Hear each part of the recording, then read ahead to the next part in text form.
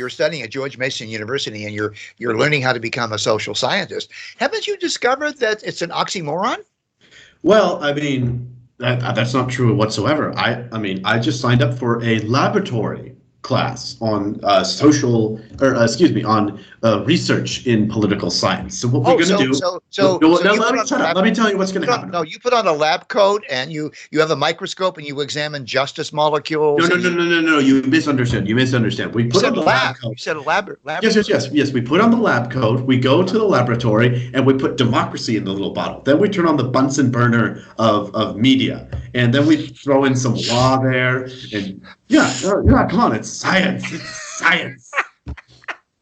What are you smoking in that laboratory? Whatever my professors are smoking. I mean, keep in mind, the growing consensus is philosophy is now a social science, so nothing makes sense anymore. Now, before we go any further on this, we have to do two things. First of all, establish the fact that we need money to keep going, so we can say this nonsense.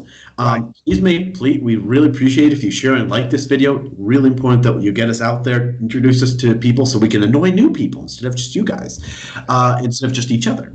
And please, we really, really appreciate a donation. Monthly would be superb, but if you can't do that, one-time PayPal would be great.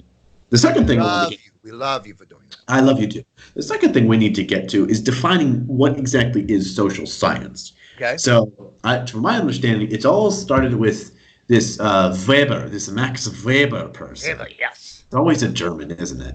It's always the Germans, yes. The Nazis, yeah. From Schopenhauer to Hegel, Marx, they're just all terrible philosophers. So, what exactly is social science? All right. Let me give you my take on it, and then you do your take on it. Okay, what does something mean? What do we mean by the word social? If something is social, what does it entail? Social entails emotions and feelings. That's what it entails. What does the word science mean? Science means making reliable predictions based upon the analysis of observable and verifiable past events in order to discover basic principles or to make predictions about future events that are similar to those past events. Okay. That was a same textbook, but okay. But that's my definition. Okay. And that's what I used to teach my students for 23 years here at Silly College and even before that. Anyway, I don't think it's a radical set of definitions. There's nothing radical about that. So my point is, if it's social, it can't be science. If it's science, it can't be social. They are mutually exclusive.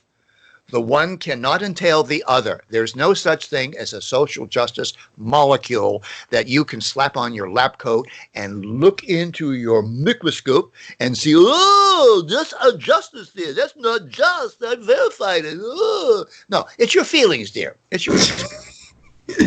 Well, I don't necessarily believe that social science doesn't exist, but I probably do agree with you, as a matter of fact, but I think it's better to understand social science as more of a paradox than an oxymoron. I suppose it is a little. Well, I mean, you are right that science is more dealing with the empirical and the observable, and social is dealing with humans and human behavior. And it in that very sleight of hand, if you look deep within the subtext, it comes the indication that human beings can be predictable and empirical and scientific. Mm-hmm. And I mean, maybe in the great future where we understand everything, well, we could do a whole topic on whether or not human beings are completely empirically predictable, but that's neither here nor there. It's useless nowadays. Right. They like to believe that if you have enough data, you can predict everything. Yeah, but they can't make accurate predictions because people lie. When you talk to people, they lie. Pollsters, for instance, it drives pollsters crazy. Why did all of the pollsters miss the Hillary Clinton collapse at the finish line in 2016? And the reason is because people lied to the pollsters. They said they were going to vote for Hillary. They didn't vote for Hillary. They voted for Trump. Well, so, I mean, how are you gonna make a science when people can lie as you're gathering your so-called data, ding, ding, ding. Right. It's not like with chemistry. Ding, ding, ding.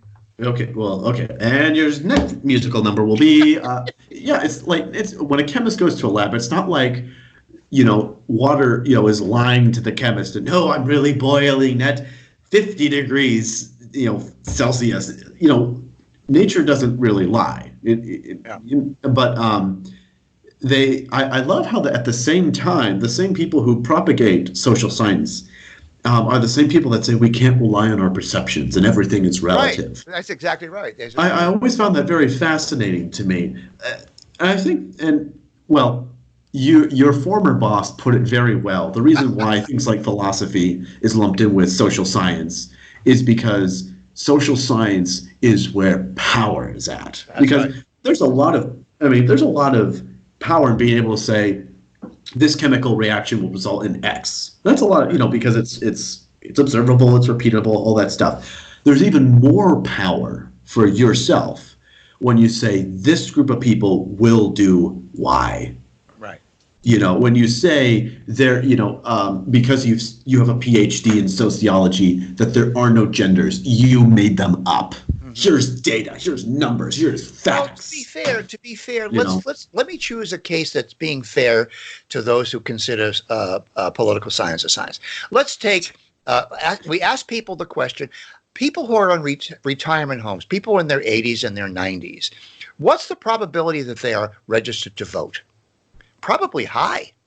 What's the probability that they're going to vote conservative? Depending upon the locality. I mean, if they're in Santa Bumpkin, they're even at 80 and 90, they're still going to vote liberal. But let's say in Iowa, you factor in the fact that it's Iowa or Nebraska, they're probably going to vote conservative. So to a certain extent, we can make limited kinds of projections and predictions based upon polling data. So how did people actually vote? And we examine that, and then we can project, well, if we campaign in retirement homes, we're probably going to get a lot of people to vote for us. Well, keep in mind, a political science degree will not give you an insight on how campaigns are done. It won't actually teach you how to win elections. You know that. What it does is it emphasizes more of the philosophy, and at best it teaches you policy and how to figure out what a policy will do if you do one way or the other. That's the best case scenario. So I want to loop back though to the Weber business because I was teaching when political science was not called political science; it was called political studies. But everybody laughed at them. They all laughed at the professors, even though they had PhD and their ass was tight. Nevertheless, people laughed. I mean, philosophy department. It still is tight, by the way. Yeah. So what they did was they simply rebranded. They simply started calling themselves scientists. That's really what happened. This happened in 1970, 71, 72, 73, the early 70s. They just rebranded. That's all they did. Nothing changed. They're still using the same methodology, which is unscientific. They're still using the same teaching methods to teach you that. But no. Well, I mean, I'll circle back to my original point, which is they're not teaching you. I mean, it would be to a certain degree scientific if it was the study of statistics, but that's not what they study. They study more of philosophy. Right. That's really what political science mostly deals with, is the philosophy and at best policy. Right. It's not you just finished a paper on Rousseau, right? Philosopher. Exactly. So. Anyway, have fun in your laboratory. Remember to turn off your Bunsen burner, folks. Otherwise, we'll cause social unrest and all that. That's right. Cheers, Alan.